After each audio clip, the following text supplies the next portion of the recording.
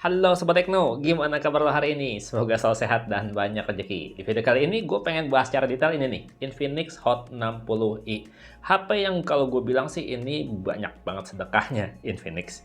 Soalnya sekarang harganya banyak yang jual mulai dari 1,3 jutaan. Atau lo bisa cek aja ya, link deskripsi video buat dapat harga promonya. Kali aja dapat harga 1,3, 1,4 tipis gitu ya. Ya pokoknya dengan harga segitu ini recommended banget sih kalau gue bilang. Ya lo bayangin aja, harganya di bawah 1,5 juta, tapi dapat HP dengan layar yang udah 120 Hz refresh rate-nya. iPhone aja cuma 60 Hz.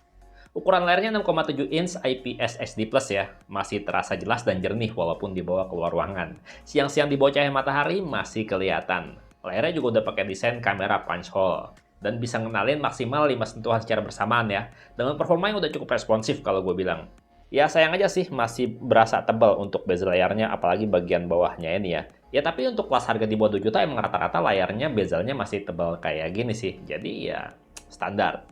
Yang paling asik adalah untuk desainnya ini tuh udah kelas bagus kalau gue bilang. Ya bayarnya nggak sampai 1,5 juta tapi dikasih desain kayak HP harga 3 jutaan. Simple, minimalis dan berkelas kalau gue bilang. Ya bodinya emang masih pakai bahan polikarbonat ya. Dengan finishing permukaan yang matte ya, jadinya sidik jari gak gampang nempel. Untuk bagian kameranya juga dibikin simple, keren dilihatnya, simple, minimalis, dan berasa solid dengan nyaman. Nggak berasa kentengan dan juga nggak berasa berat. Lihat bodinya juga berasa tipis banget, ramping banget untuk HP kelas harga segini. Dan pilihan warnanya juga lucu-lucu, dengan warna pop color gitu. Kalau sendiri lebih suka yang warna apa guys? Mantep banget ya Infinix. Desain seri Hot-nya tuh udah kelas mahal. Dan HP ini juga udah dilengkapi sama tombol pintar nih, yang bikin banget gue sering salah pencet. Gue kirain tombol power gitu, ternyata bukan, salah pencet gitu. Untung aja ya, nggak ada settingan sekali pencet. Adanya untuk pencet dan tahan ya, yang standarnya tuh disetting untuk panggilan fitur AI. Dan 2 kali pencet ya, kalau gue ini sih gue setting untuk buka kamera ya. Jadi pada saat HP kekunci pun, kalau mau buka kamera bisa cepet banget. Guna banget, bermanfaat banget nggak sih untuk tombol pinter kayak gini? Kalau lihat sisi bawah masih disediain port audio loh. Fitur yang udah mulai langka nih. Nah ngomongin audio, HP ini udah dual speaker dengan speaker kedua di sisi atas bodi. Tuningan audionya udah pakai DTS. Dan punya karakter suara yang cenderung flat kalau gue bilang. Untuk suaranya sendiri ya, di volume maksimal 100% itu udah berasa cukup kencang. Nggak berasa pecah, nggak berasa sember. Dan detailnya juga udah cukup berasa. Kayak gini nih suaranya. I don't wanna waste what's left. The storms we chase are leading us, and love is all we'll ever trust. Yeah. Dan untuk kelas harga di bawah 1,5 juta ya, HP ini tuh punya performa yang udah lumayan gesit, saset-saset buat multitasking harian ataupun buat main game. Udah berasa enak banget sih performanya. Bener-bener gak ada kendala dengan Helio G81 dan memori yang cukup luas ya, 6 GB RAM yang bisa kita up juga hingga 6 GB virtual RAM. Ya sayangnya storage-nya yang 128 GB ini masih pakai eMMC, belum UFS. Yang bikin buka aplikasi dari awal atau loading aplikasi itu lebih lama gitu. Tapi kalau udah kebuka aplikasinya atau gamenya udah kebuka gitu, ini lancar kok kayak main game Mobile Legends nih. HP ini udah bisa main game dengan settingan grafis maksimal di high dan frame rate-nya juga high. Dan buat push rank ini aman sih. Udah bisa stabil di 60 FPS selama main, dan main agak lama juga suhunya HP stabil di 44 derajat. Diterusin main masih aman. Kalau dipakai buat main game PUBG Mobile ya, HP ini tuh bisa jalanin game dengan settingan smooth ultra, balance ultra, dan mentok di HD high. Dan yang lo lihat ini gue main di settingan grafis balance ultra ya, bisa stabil di rata-rata 40 FPS selama main. Udah enak banget sih dipakai buat main game PUBG Mobile kayak gini. Apalagi gyroscope-nya juga udah hardware. Kalau yang biasa pakai gyroscope, ngebidiknya tuh nggak berasa delay, enak banget.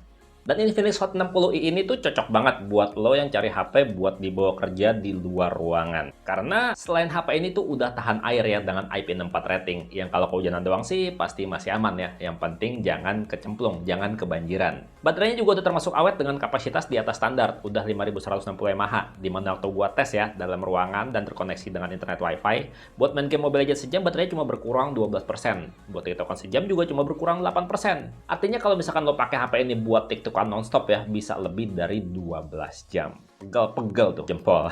Dan waktu dites untuk simulasi kerja terus-terusan ya, pakai aplikasi PCmark di kondisi indoor juga, dari baterai 100% sampai 20% tuh butuh lebih dari 15 jam. Ini udah awet banget sih kalau gue bilang. Di kelas harga segini juga buat ngecasnya udah cepet banget ya, udah 45 watt.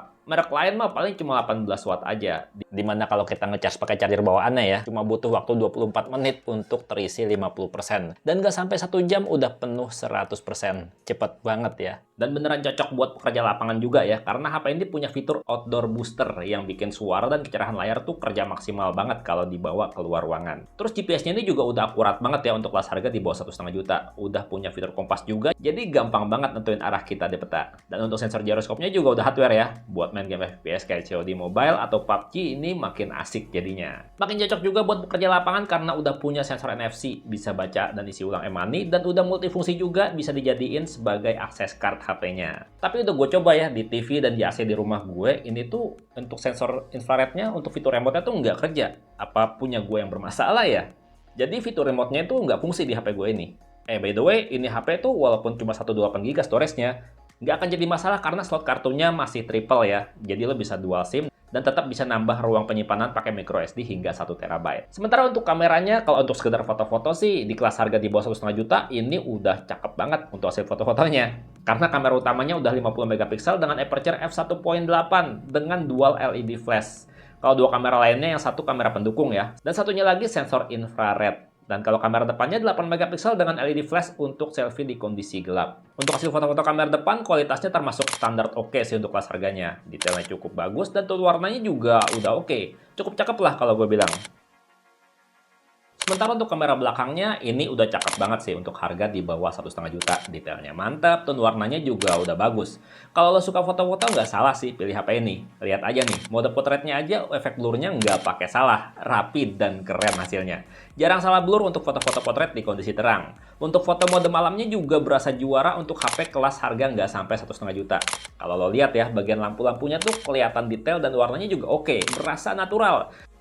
Sayangnya kalau untuk perekaman video, HP ini masih terbilang kurang kalau gue bilang. Soalnya baik kamera depan maupun kamera belakang masih labil, belum stabil. Belum ada stabilisasinya. Padahal ini HP gyroskopnya udah hardware. Kenapa nggak dikasih stabilisasi ya? Ya semoga aja untuk software update berikutnya ya dikasih fitur stabilisasi buat perekaman videonya. Biar mantul HP-nya. Dan kira-kira kayak gini nih hasil perekaman video dari HP yang harganya nggak sampai 1,5 juta ini. Perekaman video pakai kamera depan ini Full HD 30 fps, kualitasnya kayak gini. Masih goyang-goyang ya, masih geter-geter gitu.